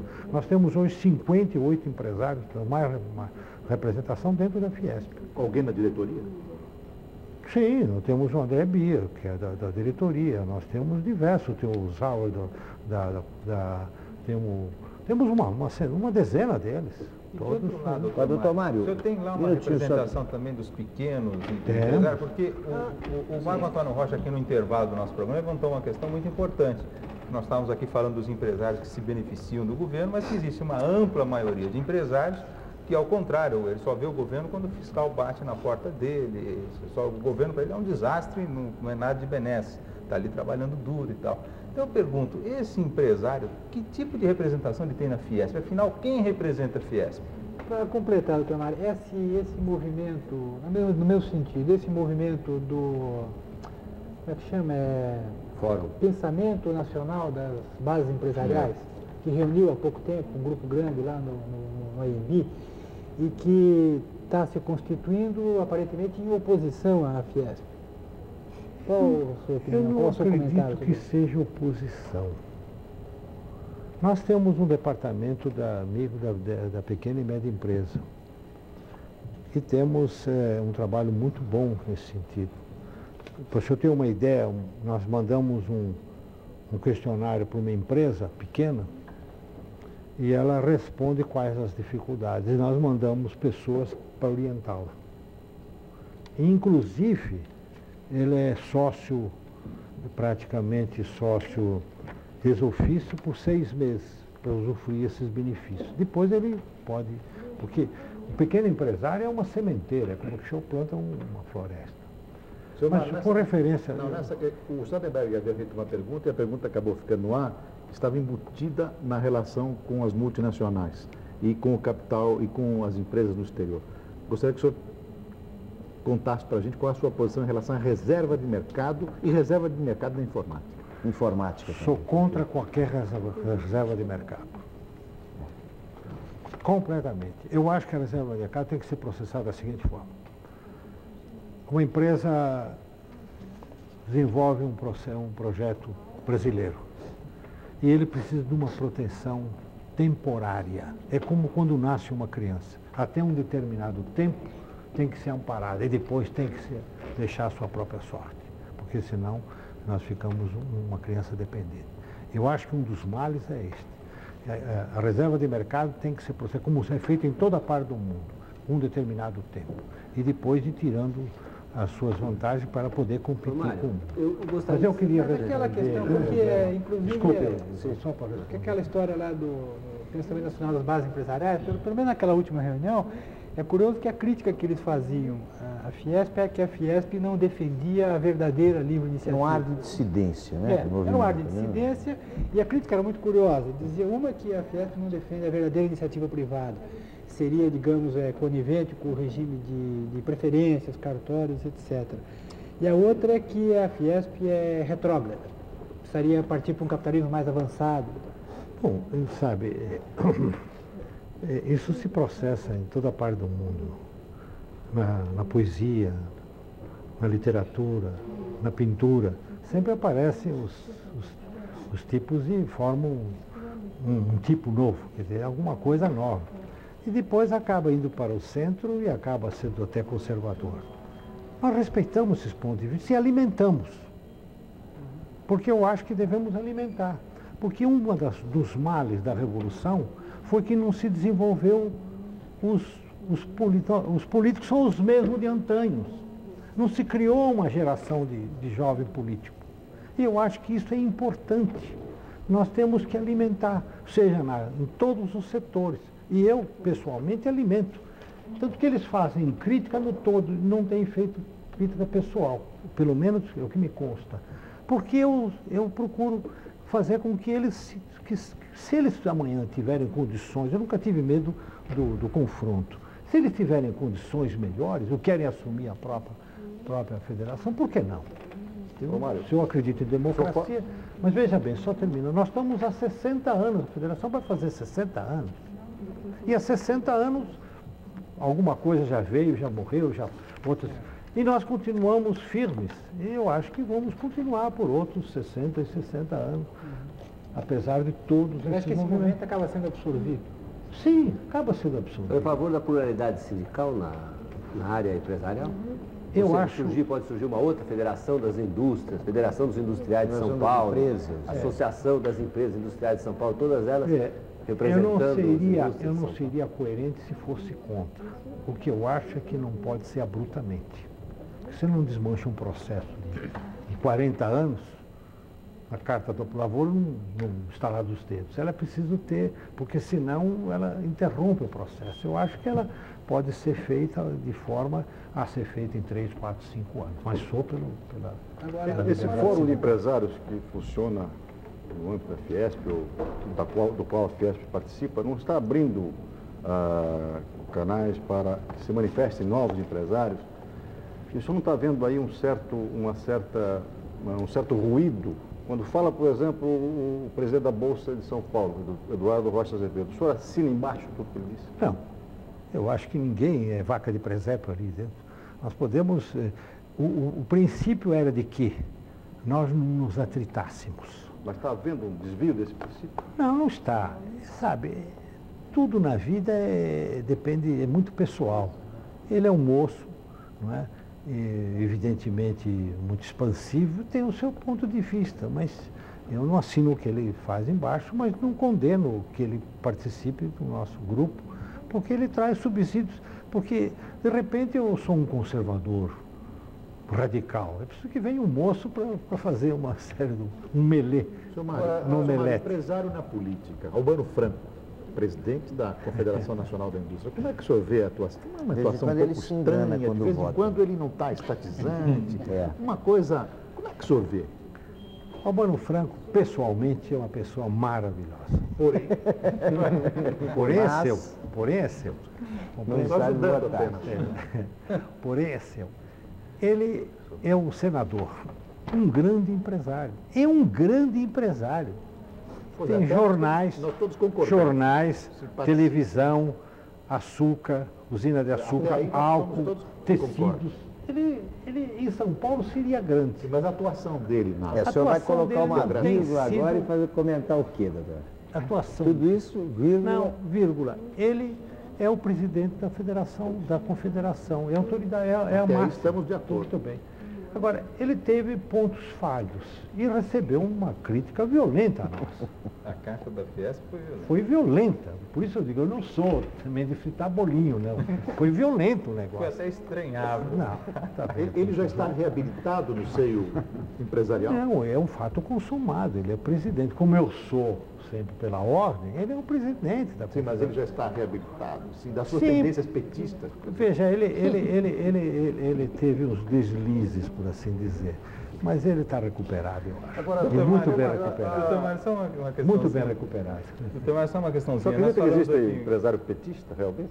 Que alguns se dizem petistas. Sim, isso, os modismos assim e tal. Fica bonito ser petista, fica bonito ser comunista.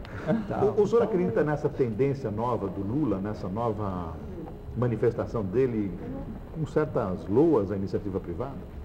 É sincero isso? Olha, vocês me fazem, eu não sou psicanalista, não tenho bola de cristal, né? Mas o artigo dele hoje é deplorável, o artigo da Folha dele é deplorável. Mas tem que ser respeitado, porque é ponto de vista pessoal, ele defende esse ponto de vista. Qual sindicalismo é melhor, aquele comandado por Lula ou aquele comandado por Luiz Antônio Medeiros? Eu acho que, vou dar assim uma de intelectual, mas você não, é simplesmente cultura de almanaque. Eu acho que nem Rousseau, nem Hobbes e nem Maquiavel. Alguma coisa precisa ser alguma coisa precisa ser feita. Tem que se respeitar o seu Lula, o seu Meneghello, o seu Medeiros, o seu Magno.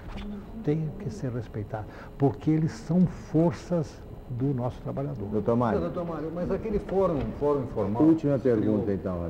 Que se criou na Fiesp e esses 8 presidentes das principais entidades representativas do empresariado, iniciou um diálogo com os trabalhadores, com o Meneghello, com o Medeiros, etc.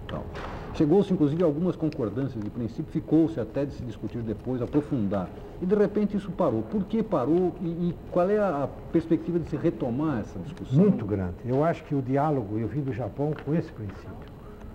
Ou nós fazemos harmonia entre capital e trabalho, ou o Brasil não se torna viável. Não tem mais como não fazer essa harmonia, para, inclusive, viabilizar isso que o doutor Temer falou. É preciso melhorar. 50%. Pois é, não podemos permitir isso. Isso é uma mancha, uma mácula na nossa organização.